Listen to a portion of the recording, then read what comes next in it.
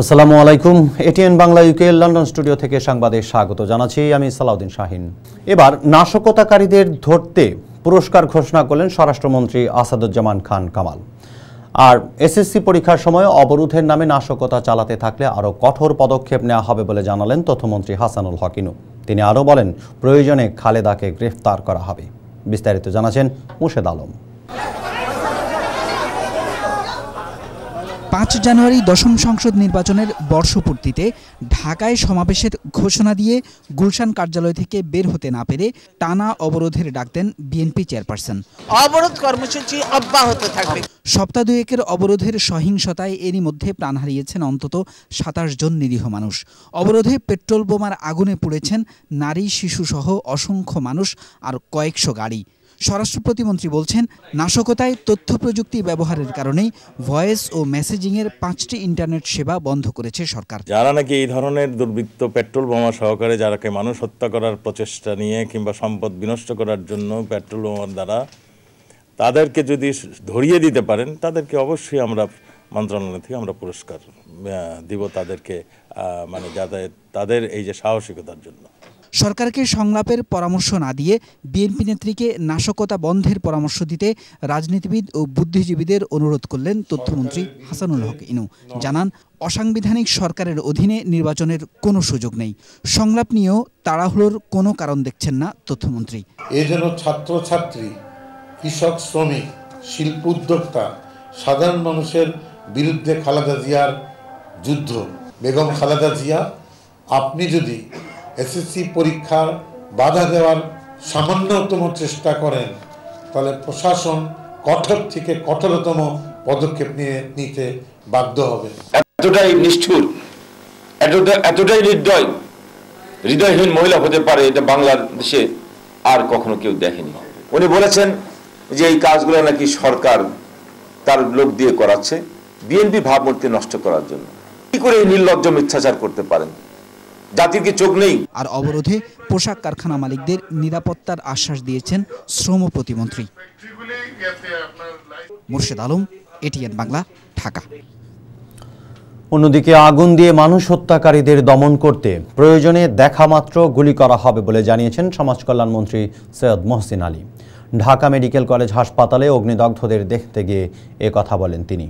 বিস্তারিত জানাচ্ছেন মাইনুল হাসান। পুড়ছে মানুষ, কাঁদছে দেশ। গত কদিন ধরেই গণমাধ্যমের এমন শিরোনাম নাড়া দিয়ে গেছে গোটা জাতিকে। অবরোধের সময় যানবাহনে পেট্রোল বোমা আর অগ্নিসংযোগে দগ্ধ মানুষের অসহনীয় যন্ত্রণা এখন ঢাকা মেডিকেল কলেজ হাসপাতালের বার্ন ইউনিটের ৪ দেয়াল ছাপিয়ে স্পর্শ করেছে দেশের প্রতিটি মানুষের হৃদয়। বার্ন ইউনিট পরিদর্শনে এসে সমাজ কল্যাণমন্ত্রী সৈয়দ মহসিন আলী স্পষ্ট জানিয়ে দিলেন, এসব ঘটনার সাথে জড়িতদের সর্বশক্তি দিয়ে দমন করবে সরকার। আমরা এখন সিদ্ধান্ত নিতে যাচ্ছি, শুট অ্যাট সাইট যেভাবে হয় যুদ্ধক্ষেত্রে, সেইভাবে তাদের বিরুদ্ধে যুদ্ধ ঘোষণা করতে যাচ্ছি। সরকার আর চেপে থাকতে পারে না। 1 সপ্তাহের মধ্যে আমরা এর ব্যবস্থা নিচ্ছি। আমরা দুষ্কৃতিকারীদেরকে চিহ্নিত করে পাড়ায় পাড়ায়, মহল্লায় মহল্লায় শাস্তির ব্যবস্থা করে দেব। আমরা দ্রুত আইনে কোর্টে বিচার আর দরকার নেই। তিনি আরও জানান, যানবাহনে পেট্রোল আর অগ্নিসংযোগের সাথে জড়িতরা মানবতার শত্রু, তাই এদের নির্মূলে মানবাধিকারের প্রশ্ন বাধা হয়ে দাঁড়াবে না। আমরা যখন নিরাপত্তা দিতে এইভাবে ব্যর্থ হচ্ছি, এটা আমাদের জন্য দুঃখজনক, বেদনাদায়ক। আমরা যদি এর জন্য আইন করতে যাই, তখন আপনারা মানবতার কথা বলেন। পরে বার্ন ইউনিটে চিকিৎসাধীন দগ্ধ রোগীদের দেখতে আসেন বিএনপি নেতা অবসরপ্রাপ্ত লেফটেন্যান্ট জেনারেল মাহবুবুর রহমান। তিনি সাংবাদিকদের জানান, এসব বন্ধ করতে হলে রাজনৈতিক স্থিতিশীলতার বিকল্প নেই। অত্যন্ত মর্মবিদারক। আমি হৃদয়ের হারাক্রান্ত হৃদয়ে এখানে দাঁড়িয়ে আছি। যারা এইসব ঘটনা ঘটাচ্ছে তার দুর্বৃত্ত, তাদের অন্য কোনো পরিচয় থাকতে পারে না। প্রপার অনুসন্ধান করে যারা সত্যিকারের দুর্বৃত্ত তাদের আমরা যথাযোগ্য আমরা শাস্তি চাই। আজকে দেশে শান্তির দরকার, শান্তি। আমি এটুকুই বলবো যে আমি শান্তির আহ্বান জানাচ্ছি সকলের পক্ষ থেকে। মইনুল হাসান, এটিএন বাংলা, ঢাকা। কমিউনিটি প্রসঙ্গ। রবিবার অনুষ্ঠিত হয়ে গেল বেতার বাংলার ২৪ ঘন্টা সম্প্রচারের চতুর্থ প্রতিষ্ঠাবার্ষিকী। স্পন্সর শুভানুধ্যায়ী আর আমন্ত্রিত অতিথিদের পদচারণায় জমজমাট হয়ে ওঠে অনুষ্ঠান স্থল। অনুষ্ঠানে বক্তাগণ একমাত্র ২৪ ঘন্টা সম্প্রচারে থাকা বাংলাদেশি এই রেডিও স্টেশনটির সার্বিক উন্নয়নে সবার সহযোগিতা কামনা করেন। বিস্তারিত থাকছে ডেস্ক রিপোর্টে।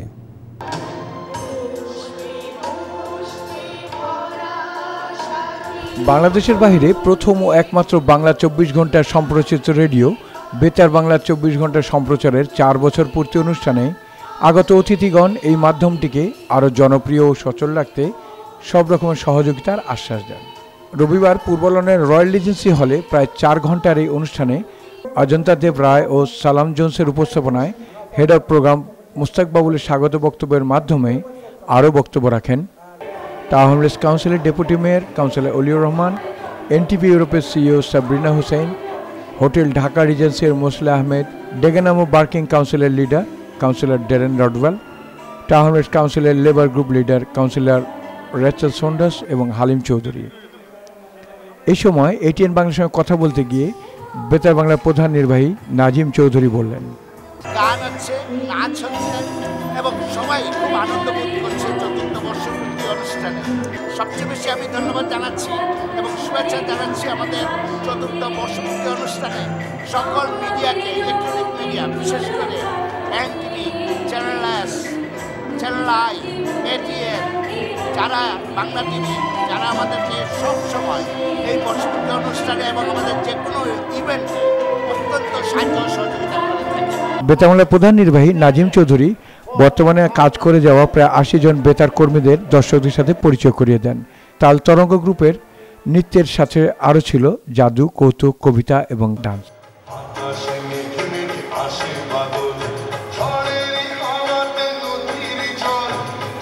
অনুষ্ঠানে গান পরিবেশন করেন কলকাতা থেকে আগত পাপিয়া ঘোষাল, বাংলাদেশের চ্যানেল আই সেরা কণ্ঠ মাইশা মিতু, লন্ডনের অমিত দে, শরীফ সুমন, রুবাইয়া সহ বেতার বাংলার নিজস্ব শিল্পীরা এবং বেতার বাংলা শ্রোতা ফোরামের শিল্পীগণ।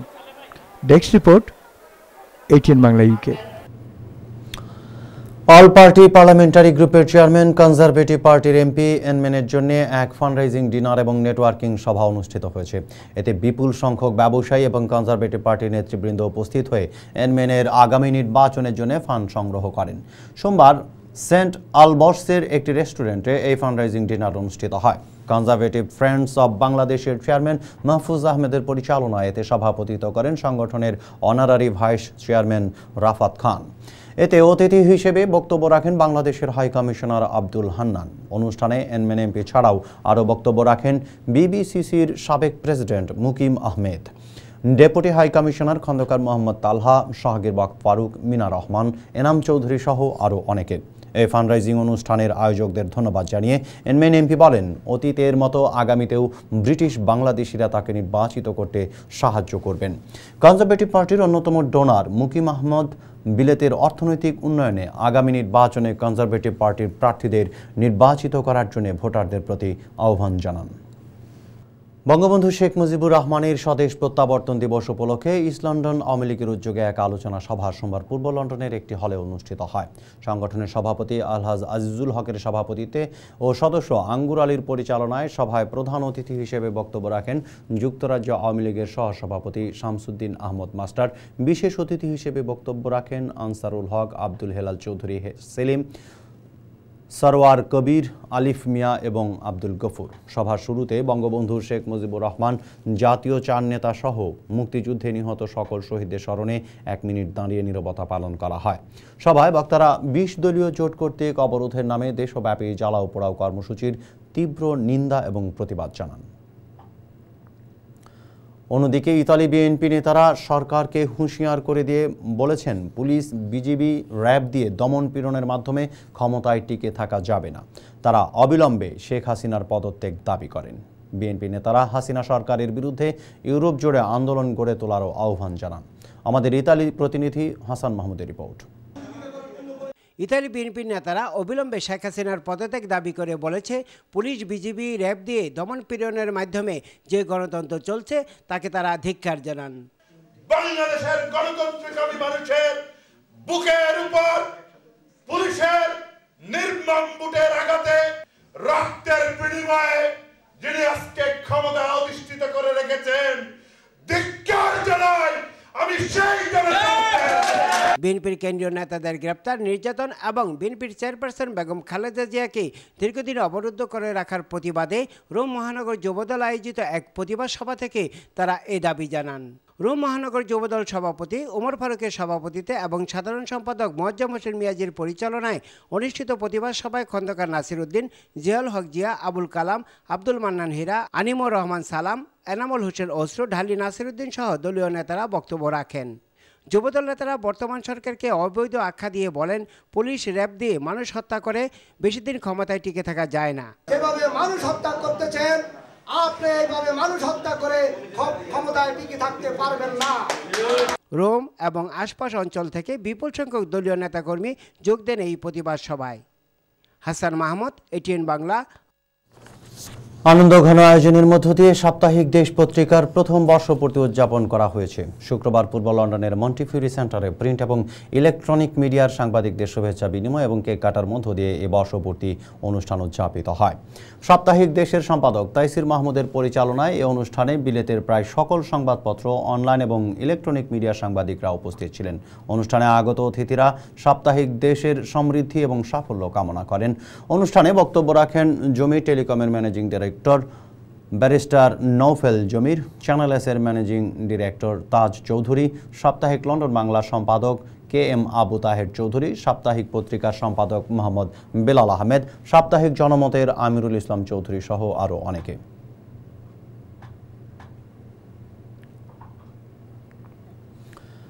ঘাতক দালাল নির্মূল কমিটি সুইজারল্যান্ড শাখার উদ্যোগে সংগঠনটির 24তম প্রতিষ্ঠা বার্ষিকী উপলক্ষে এক আলোচনা সভার আয়োজন করা হয়। আমাদের প্রতিনিধি খান লিটন জানান, রবিবার সুইজারল্যান্ডের জেনেভায় স্থানীয় একটি রেস্টুরেন্টে কমিউনিটির সুইজারল্যান্ড শাখার ভারপ্রাপ্ত সভাপতি মানবাধিকার কর্মী রহমান খলিলের সভাপতিত্বে আলোচনা সভায় শহীদ জননী জাহানারা ইমামের প্রতি গভীর শ্রদ্ধা জানানো হয়। অনুষ্ঠানে অন্যান্যের মধ্যে বক্তব্য রাখেন সুইজারল্যান্ডের বঙ্গবন্ধু পরিষদের সভাপতি শ্যামল খান, বাংলাদেশ ক্লাব সভাপতি আমজাদ চৌধুরী, নির্মূল কমিটি সুইজারল্যান্ড শাখার সহসভাপতি মশিউর রহমান সুমন সহ আরও অনেকে। অনুষ্ঠানে আগত বক্তারা বাংলাদেশে চলমান রাজনৈতিক পরিস্থিতি নিয়ে চরম উদ্বেগ প্রকাশ করেন। আন্দোলনের নামে দেশে অবরোধ এবং হরতাল দিয়ে প্রতিদিন নিরীহ জনগণকে বিএনপি আগুনে পুড়িয়ে মারছে বলেও অভিযোগ করেন তারা। আর এজন্যে এসব হত্যাকাণ্ডের দায় দায়িত্ব তাদেরকেই নিতে হবে বলেও দাবি করেন তারা।